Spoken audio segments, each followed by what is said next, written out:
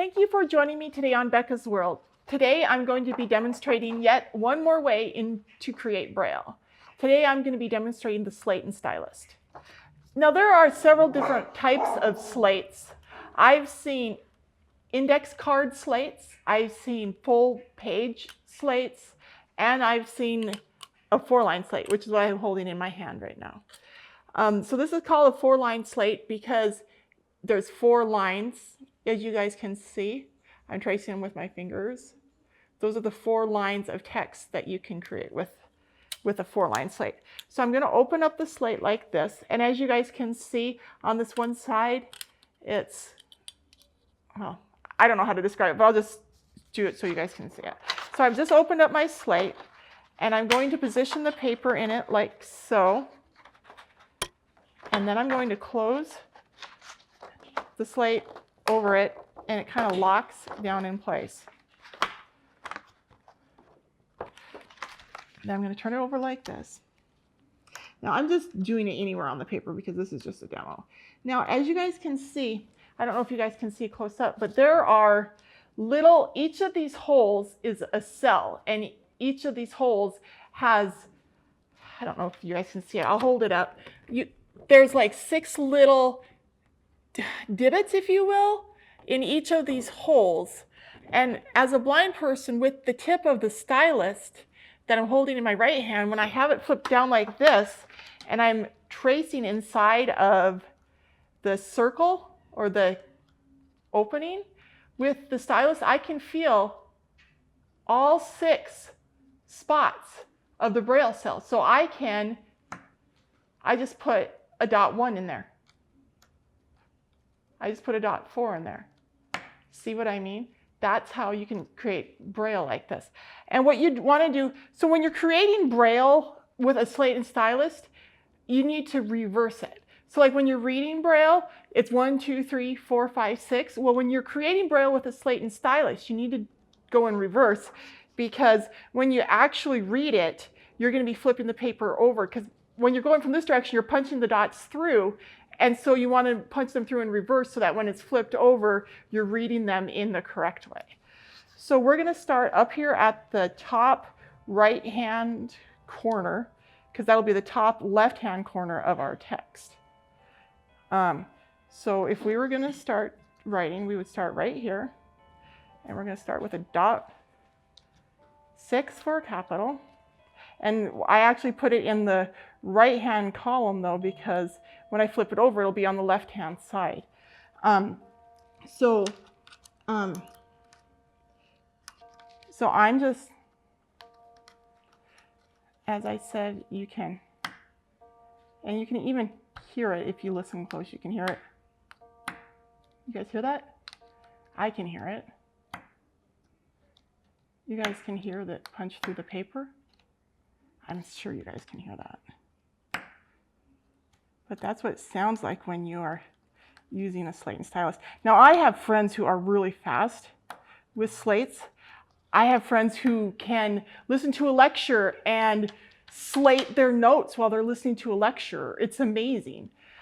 Those are people usually who have been reading Braille their whole lives, who were born blind, or who at least learned Braille in school, in elementary school, and then grew up reading it. I was not afforded that luxury, so my Braille skills aren't that good.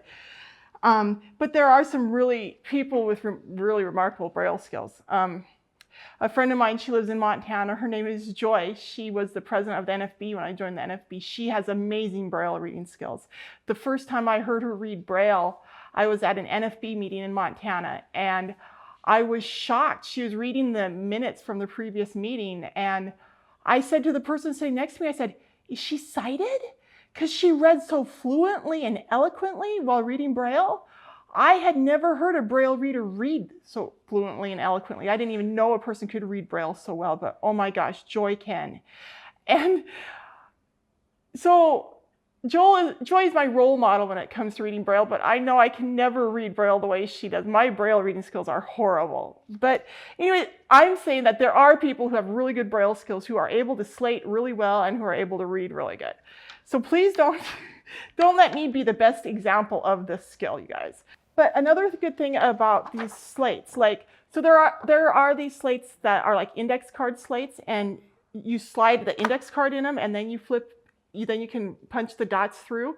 One thing I've done with index cards is, I haven't had to do this because now I discovered how to get my credit and debit cards in Braille, but there was a time when I had to have my husband read all my credit card and debit card information on my Trek so that I could review it later.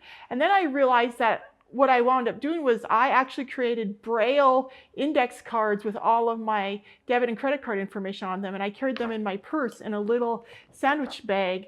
And that's what I did until I discovered that I could get my credit and debit cards in Braille from my bank.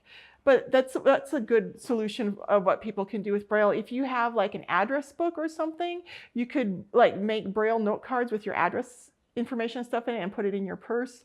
Stuff like that, that Braille is good for. When it, you can do with the slates and stylus, just whatever your need is, there's different types of Braille tools you can use to create the Braille for that need. And anyway, that would just another way to create Braille is the slate and stylus. Now, okay, one more thing I should say about this. All my life not all my life, but during the times when I've been working with slates and stylus, I always laugh when I'm working with them because I always think of Fred Flintstone or people from that era, maybe not Fred Flintstone so much, but back when they used to engrave on stone, you know what I mean? I feel like I am engraving on stone or something with the slate and stylus. I'm not engraving on stone, but I'm engraving onto a piece of paper. And I don't know, I just find this way of creating, this way of communicating, I guess, to be very tactile. And I feel closer to everything, I guess, doing it this way. Does that make sense? Anyway, I guess that doesn't make any sense, but that's one thing I've always thought of this as the slate and stylus is kind of like creating writings on a stone tablet with a chisel. You know what I mean?